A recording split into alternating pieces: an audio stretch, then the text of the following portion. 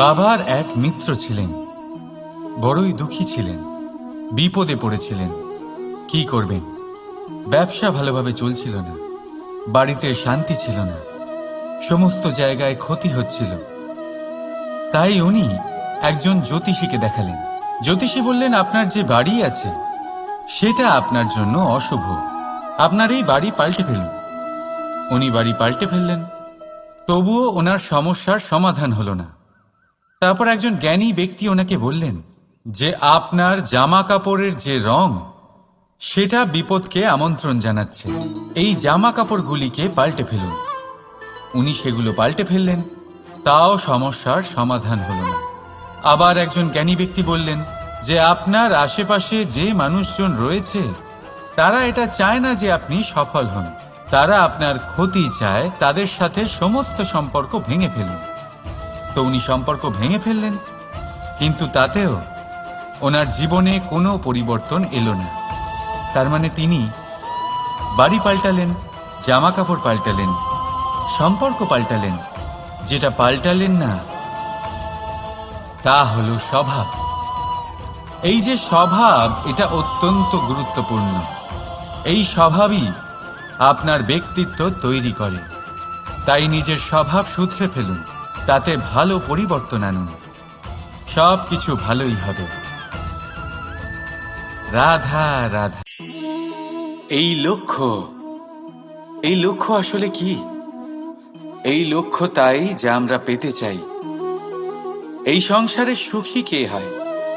সুখী সেই যে তার লক্ষ্য পেয়ে গেছে। দুঃখী কে হয়? দুঃখী সেই যে তার লক্ষ্য এখনো পায়নি। এবারে প্রশ্ন এখন এটাই যে লক্ষ্য সবাই পেতে চায়, লক্ষ্য পাওয়ার জন্য সবাই প্রাণপণ চেষ্টাও করে, তাহলে সবাই তাদের লক্ষ্যে পৌঁছতে পারে না কেন? ঠিক আছে, কোথাও না কোথাও কিছু না কিছু কমতি থেকেই যায়, যাই বাধা থাক। আজকে আমি আপনাকে একটা উপায় বলবো এই লক্ষ্য পাওয়ার জন্য। একটা কাগজ নিন, তাতে একটা চিহ্ন বানান, সেটাই হবে আপনার লক্ষ্য। এবারে সেই লক্ষ্যে পৌঁছানোর একটা পথ বানান। এবারে এই যাত্রাকে ভিন্ন ভিন্ন ভাগে বিভাজন করে দিন। এবারে এটা হলো আপনার পরিকল্পনা। এবার এই পরিকল্পনা ক্রমানুসারে আপনি পালন করতে থাকুন, এটাই হবে আপনার চেষ্টা। এবার এইভাবে যদি আপনি চেষ্টা করতে থাকেন, যাই আপনার কল্পনা হোক না কেন তা বাস্তব অবশ্যই হবে। তাহলে এই কল্পনাকে বাস্তবে রূপান্তরিত করুন। এইভাবেই নিজের পরিকল্পনা পালন করতে থাকুন। আপনার যাই কল্পনা থাকুক বা যাই লক্ষ্য থাকুক, তা বাস্তবে পরিণত হয়ে আপনার হাতে অবশ্যই আসবে। রাধা রাধা। মোহ। শাস্ত্রে লেখা আছে যে মোহ শুধু সেই ব্যক্তিকেই নয়, বরং সেই আরেক ব্যক্তিকেও বিনাশ করে দেয় যার ওপরে সেই মোহ আছে।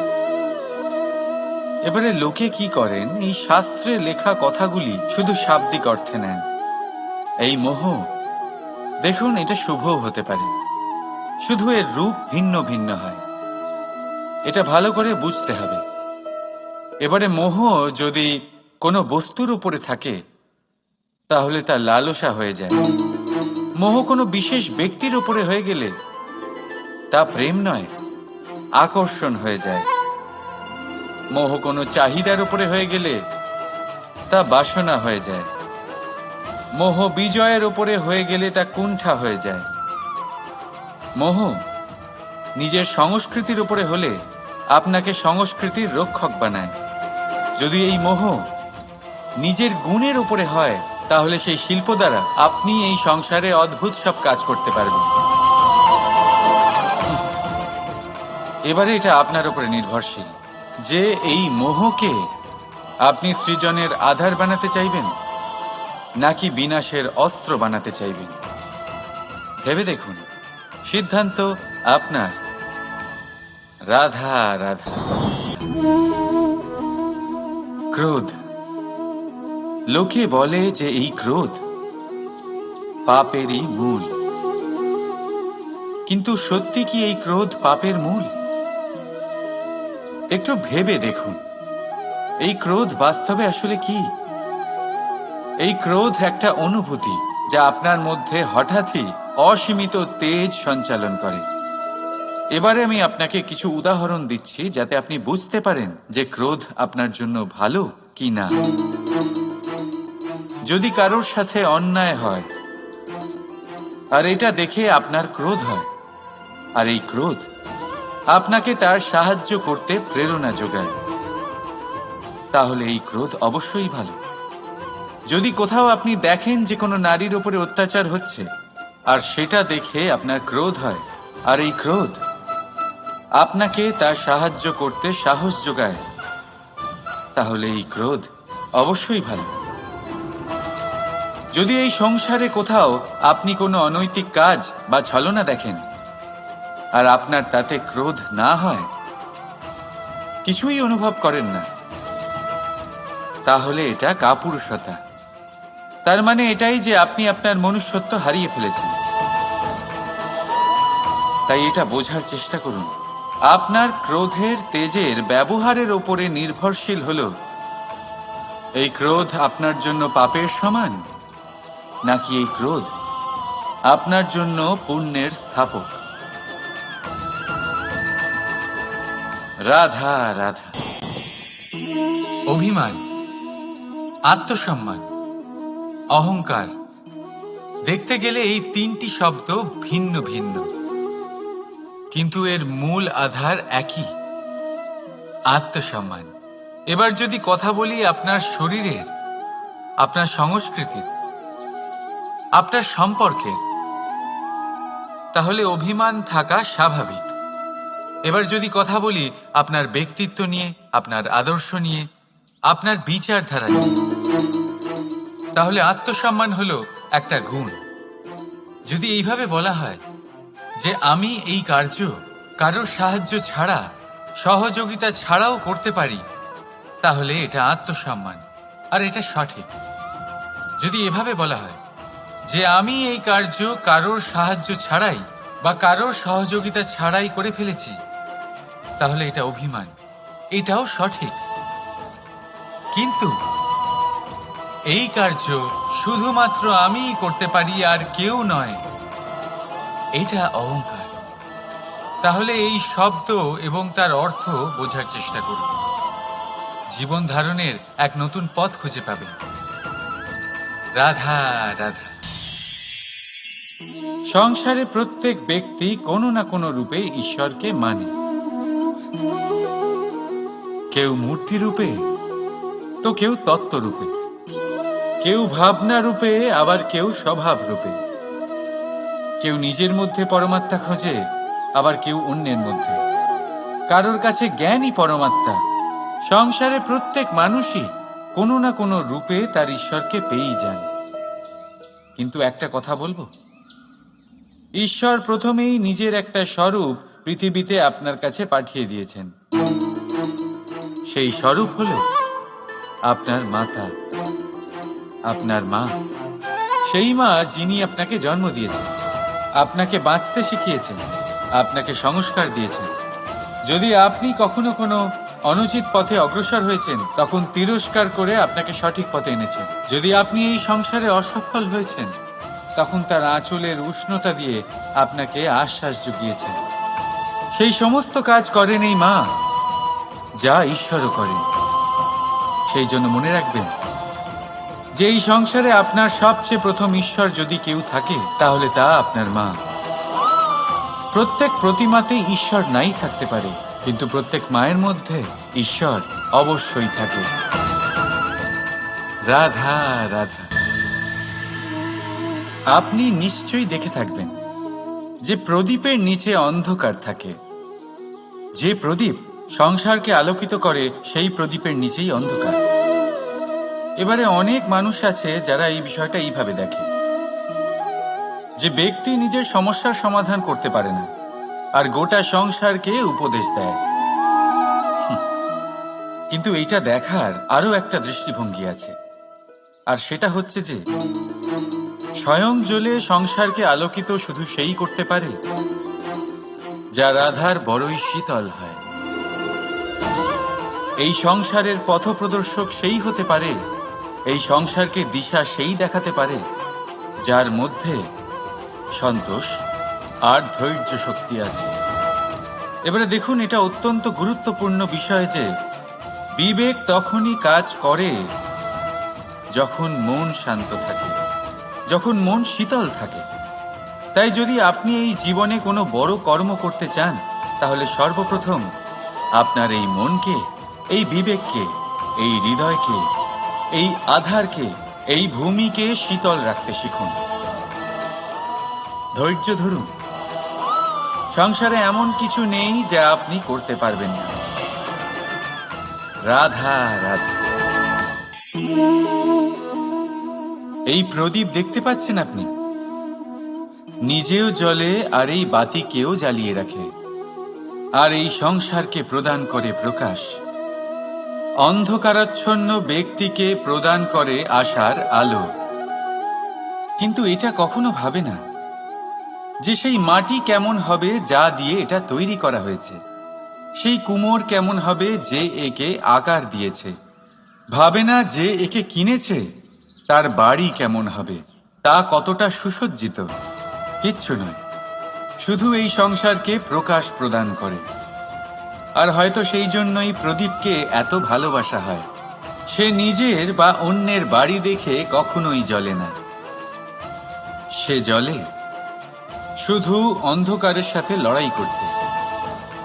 তাই আপনিও নিজের ব্যবহার এই প্রদীপের মতো করে তুলুন। নিজের পরিচয় সরিয়ে নিঃস্বার্থভাবে কর্ম করে যান, আর নিজের জন্য এক নতুন, এক বিশাল, এক অদ্ভুত পরিচয় তৈরি করুন। রাধা রাধা। এই সংসারে প্রত্যেক ব্যক্তি বড় কিছু করতে চায়, এমন কিছু যা এই সংসারে কেউ আগে কখনো করেনি। এমন জায়গায় পৌঁছতে চায় যেখানে এর আগে কেউ কখনো পৌঁছতে পারেনি। আর কেউ কেউ এতে সফলতা অর্জন করে। কিন্তু কিছু মানুষ অসফল হয় কেন? এটাই আমার প্রশ্ন। না তো তাদের ইচ্ছেতে কোনো কমতি থাকে, না কমতি থাকে তাদের চেষ্টায়। তাহলে কেন এরা পিছিয়ে পড়ে? এর উত্তর বড়ই সরল। এই সংসার। আপনাদের বলি কিভাবে।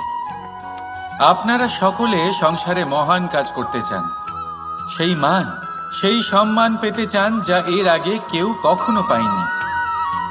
কিন্তু আপনার সমস্যা এটাও যে এই কাজে সংসার আপনার সাথে থাকছে না। বড়ই অদ্ভুত ব্যাপার। দেখুন, ভুলে যান গোটা সংসারকে, জীবনে একা একা এগিয়ে চলুন। গঙ্গোত্রী থেকে যখন একটি জলের ফোঁটা বেরোয়, তখন সেটা শুধু এক বিন্দু জল। তারপরে যখন সে তার যাত্রা শুরু করে অন্য জলের ফোঁটার সাথে মিশে, তখন সে স্রোতে পরিণত হয়, গঙ্গাতে পরিণত হয়। যদি আপনি জীবনে এগোতে চান, তাহলে একলা এগোতে শিখুন। নির্ভীক হয়ে, সাহসের সাথে, ধনাত্মক চিন্তা নিয়ে জীবনে এগিয়ে চলুন, একা এগিয়ে চলুন। আর দেখবেন সেই মান, সেই সম্মান আপনার জন্যই অপেক্ষা করে আছে। রাধা রাধা। কর্ম। মানুষ সর্বদা কর্ম করতে থাকে, আর এই কর্মের জন্যই সে মান, সম্মান, ধন, প্রতিষ্ঠা লাভ করে। এবার মানুষ সবসময় চেষ্টা করে যাতে সে ভালো কর্ম করে যায়। তাহলে আপনাকে বলি, শুধু ভালো কর্ম করাই আবশ্যক নয়, তার থেকে বেশি জরুরি হলো এই খারাপ কর্মকে বোঝা আর তার থেকে দূরে থাকা। কারণ যখনই আপনি কোনো সঠিক কাজ করেন বা ভালো কাজ করেন, কেউ তা মনে রাখে না। কিন্তু এই সংসারে বিষয়টা হলো এরকম, আপনি একটা খারাপ কর্ম করুন আর সেটা সবার মনে থাকে। এই খারাপ কর্ম কাজলের এক কৌটোর মতো হয়, আপনি যতই চেষ্টা করুন বাঁচিয়ে ব্যবহার করার, কিন্তু এই কালিমা কোথাও না কোথাও অবশ্যই লেগে থাকে। সেই জন্য জীবনে ভালো কর্ম অবশ্যই করুন, কিন্তু তার থেকেও বেশি জরুরি হলো এই খারাপ কর্মের থেকে দূরত্ব বজায় রাখা। আর এটা অবশ্যই করবেন। রাধা রাধা। সংসারে সমস্ত জায়গায় এই ব্যবসা চলতে থাকে। কিছু পাওয়ার জন্য কিছু দিতে হয়, লাভের জন্য কিছু বিনিয়োগ করতে হয়। যদি কারোর অনুভূতি জানতে হয়, তাহলে নিজের অনুভূতিকে ব্যয় করতেই হবে। এবার দেখুন না, কারোর আসল চেহারা যদি জানতে হয়, তাকে স্বাধীনতা দিয়ে দেখুন। যদি কারোর মনের শুদ্ধতা জানতে হয়, তাহলে তাকে ঋণ দিন। যদি কারোর গুণ জানতে হয়, তাহলে তার সাথে একসঙ্গে বসে ভোজন করুন।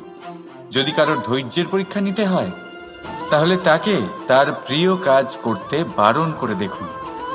যদি কারোর ভালো দিক জানতে হয়, তাহলে তার থেকে পরামর্শ নিয়ে দেখুন। এক অনুভূতির বদলে অন্য এক অনুভূতি বিনিময় করতে হয়। কিন্তু এই সংসারে একটাই এমন অনুভূতি আছে, যেটা দেখার জন্য, যেটা পাওয়ার জন্য আপনাকেও ঠিক সেই অনুভূতিটাই দিতে হবে। আর সেটা হলো প্রেম। যদি কারোর ভালোবাসা দেখতে হয়, তাহলে তাকে নিঃস্বার্থ ভালোবাসা দিন। যদি কারোর থেকে ভালোবাসা পেতে চান, তাহলে তাকে নিঃস্বার্থ পরিশুদ্ধ ভালোবাসা দিন। রাধা রাধা।